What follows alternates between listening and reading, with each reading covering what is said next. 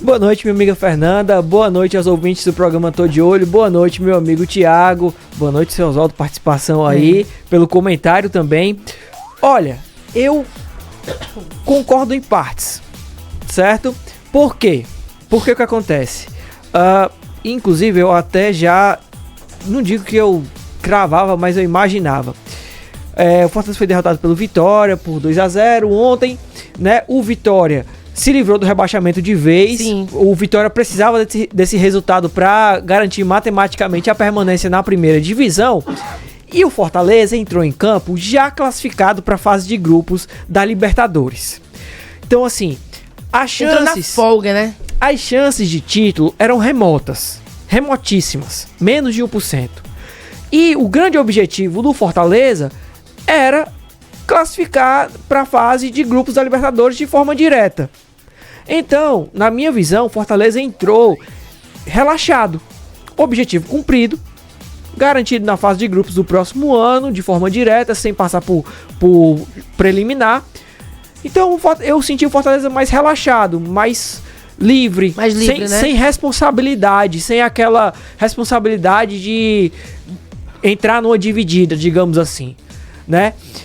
Então, assim, na minha visão foi isso. Não foi nem especificamente o fato de vencer os grandes e de perder para os pequenos, mas foi a situação dessa partida em si, da situação do Fortaleza no campeonato, que fez com que o Fortaleza, na minha visão, obviamente, entrasse em campo não sendo aquele Fortaleza que a gente conhece com muita intensidade, marcando com linhas altas, pressionando o adversário no campo de defesa do adversário.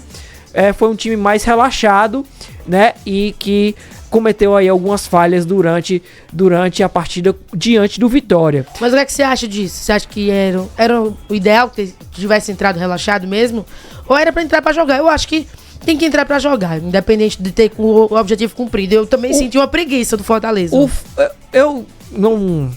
O fato é que, assim, a prática foi diferente do discurso. Sim. Porque a gente até trouxe aqui na semana passada, no Tô de Olho, que o João Ricardo, ele pontuou que o Fortaleza ia entrar em campo nessas últimas rodadas jogando o que estava jogando anteriormente. Justo. Que ia jogar com vontade, mesmo com os objetivos ali muito próximos. Na época, o Fortaleza ainda não estava garantido na fase de grupos, porque estava esperando ali pela final da Libertadores, que aconteceu no sábado, né?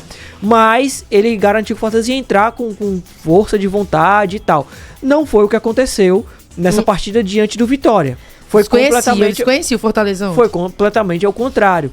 Então, na minha visão, eu entraria com força total, entraria com vontade. Afinal, o campeonato não acabou. Não. E tem um ponto.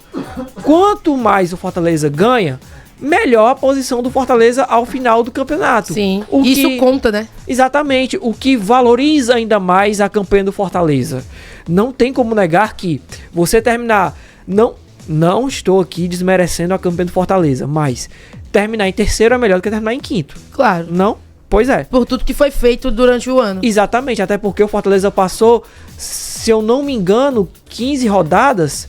Mais de 10 rodadas, o Fortaleza passou dentro do G4. Sim. Aí vai sair exatamente... Nadar e morrer na praia, né? Vai sair exatamente faltando o quê? 3 rodadas para acabar, 2 rodadas para acabar o campeonato, o Fortaleza sai do G4, né? Então, assim, eu não deixaria isso acontecer, porque eu acho que fica aquele sentimento de que o esforço... talvez não tenha valido tanto a pena. O esforço antes não tenha valido tanto a pena, tendo em vista que no final do campeonato ali saiu do G4. Vitor, e assim, o que mais surpreendeu também foi uma atitude aí do Vojvoda, né? Ele geralmente é bem pacífico. Exatamente. O Vojvoda ficou bem irritado ontem. Exatamente. Inclusive, por isso que quem tá nos acompanhando no YouTube vai ver aqui que eu coloquei exatamente esse título. O Vojvoda se irrita com a postura do Fortaleza. Eu também senti o Vojvoda bem irritado com a postura do Fortaleza ao final da partida, mas vamos ouvir o que ele disse. Eu quero um time com outra mentalidade, com uma mentalidade mais, com uma ambição mais forte. Hoje era um momento para mostrar essa ambição, para dizer hemos conseguido um objetivo importante, mas o queremos mais, e isso não aconteceu hoje. todos somos responsables y yo primero como líder de este grupo, eu quero brigar acima.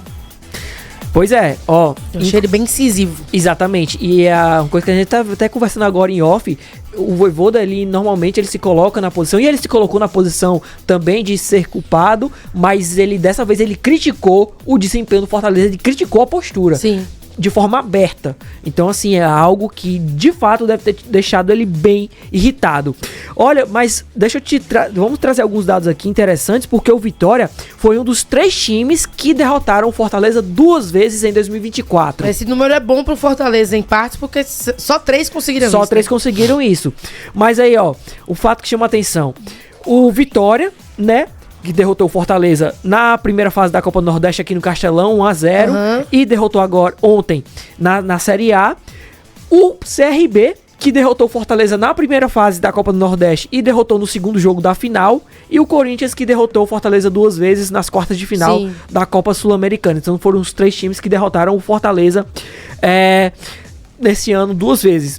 E outro, o Fortaleza hoje já voltou aos treinos, já trabalhou no campo do Vitória, né, já de olho na partida contra o Atlético Goianiense fora de casa na quarta-feira pelo Brasileirão.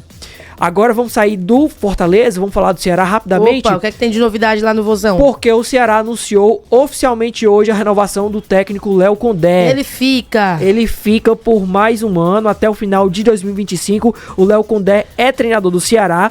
O Léo Condé, que possui aí um aproveitamento de 60% à frente do Ceará, e foi apontado como um dos principais responsáveis pelo acesso do Ceará para a primeira divisão. Ele pegou um bucho, como a gente diz, né? Exatamente. E conseguiu resolver. Além do Léo Condé, quem tá muito próximo, aliás, quem vai ficar também é o Lucas Drubski. Ele vai ficar como executivo do Ceará pro próximo ano, e o Haroldo Martins tá muito próximo de ficar também pro Ceará para 2025. E o lateral Rai Ramos, ele anunciou hoje oficialmente a saída do Ceará. E pasmem, ele vai para o Atlético Goianiense, que atravessou a Chapecoense, e ele vai para o Atlético Goianiense, não mais para a Chapecoense, vai jogar a Série B. Perfeito, então. Pois até amanhã, Vitor. Até amanhã.